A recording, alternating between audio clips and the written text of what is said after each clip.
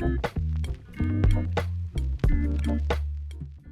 this video, we're going to learn how to make a distinctive graphic for your eLearn listing so that when your students log into eLearn, they can clearly see your subject, they can see the heading, and they can see some other details that they often want to know before they click into any of their subjects. So you don't need any design experience. I've got some really simple templates that you can remix for your subject in Adobe Express. All you need to do is log into Adobe Express using your CIT login and password, and we can get started. Okay, so I have provided a link where you can come into this particular library with lots of different layouts for different kinds of eLearn graphics, and you can browse to one that suits you.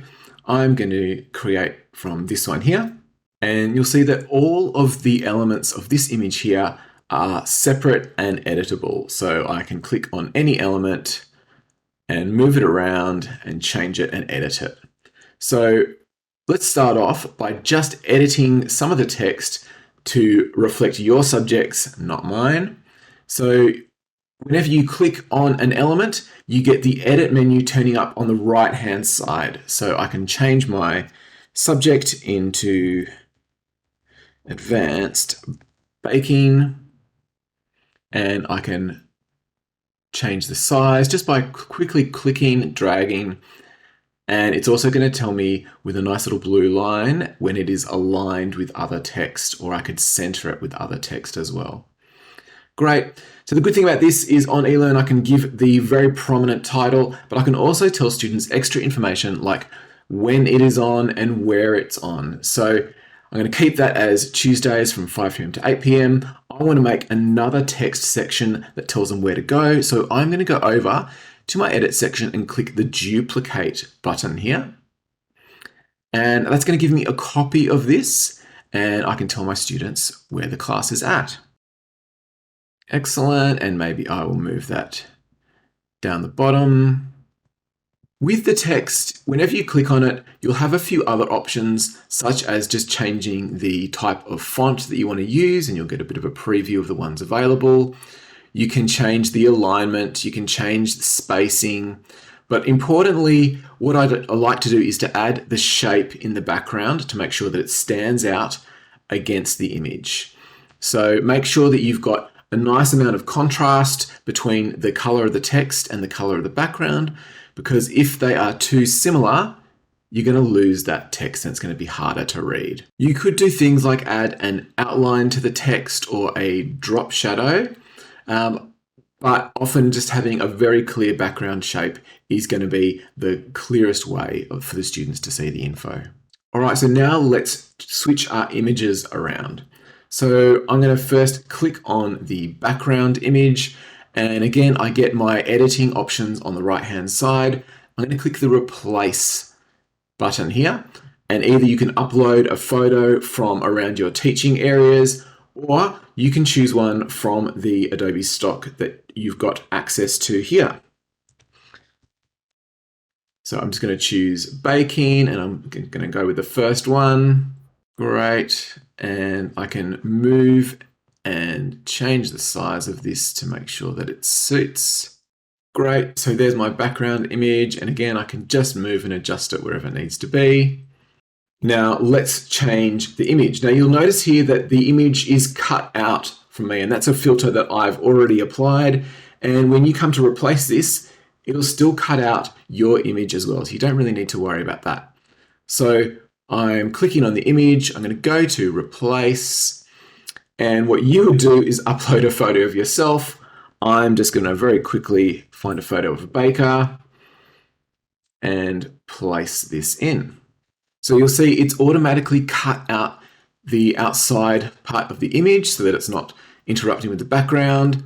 I can always edit that cutout over on the right, and I can clear the cutout if I just want the normal photo.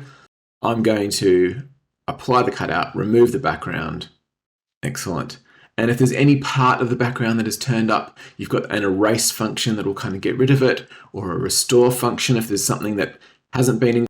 Wonderful. Now, what's going on with the text up here? It's obscuring it. Now, what that is all of our elements are on layers, and you'll see in the corner, I've got my stack of layers. And so I can drag any layer up or down in the order to obscure elements but beneath it. So here we go. I can change the teacher to be on the top layer. What I want to do is just move our teacher underneath all that text, and I can make that smaller as well and put him in there. And actually maybe I might flip that image so that the teacher's looking over towards the ingredients. That might make more sense. Cool. One thing I'm going to do now is I just think that the yellow is a bit much here, so I'm going to go to my shape and I'm going to use my eyedropper to choose a color that fits in with the background. It's just going to let me choose any of these background colors. Nice. Let's go with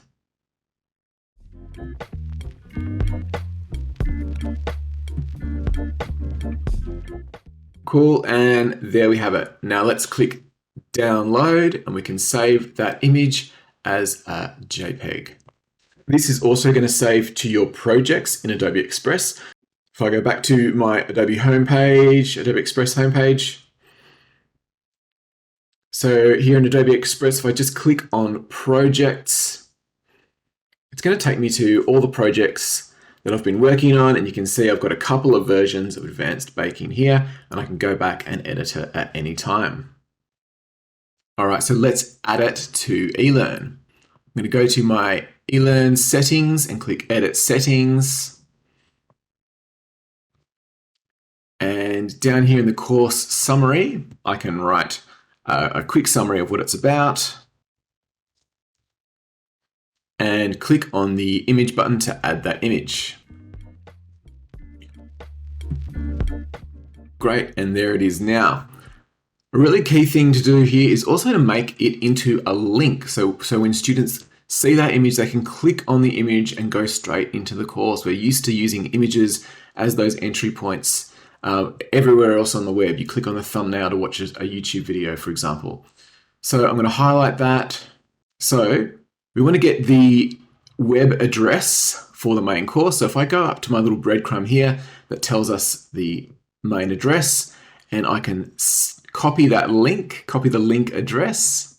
Excellent. And then when I go and highlight this, go to my link button, enter that URL and create the link. That means that when students see that, it's going to let them just click on it and go straight into their course. Great. So now there's a distinctive image here that the student can recognize instantly, that they can click in, and that's going to take them straight into that subject. And you can develop a range of different images that students will associate with all their different subjects. So have a look at some of these templates and try some out, see what's going to work for your type of student.